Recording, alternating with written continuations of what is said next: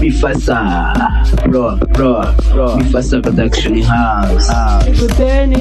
Nigute, nabyumva neza nonaha, wambabarije umutima nihebye, narwanye intambara, murwanira, ibyo nakoze byose, yari kubwawe, ni wowe wambeshye, karenjye ukunda, ntekereza rata, ukuntu abo bantu barata,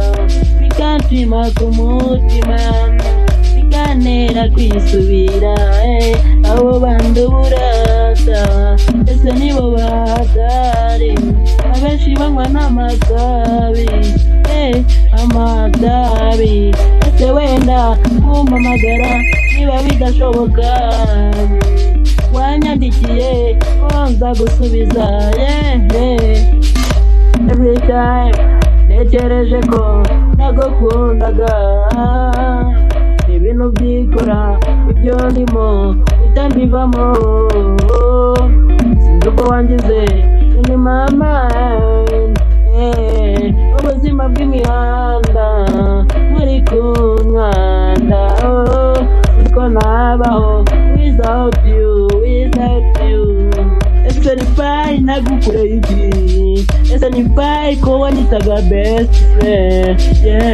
nari best friend, none ubu sinzi, ubanza sigaye ndi your enemy, nagukoreye iki kibi, mbwira nasaba imbabazi, nigute, nabyumva neza nona, wambabarije umutima mwifurahi, mbwira niki nagukoreye kibi, nkusaba imbabazi, ese nabagushutse,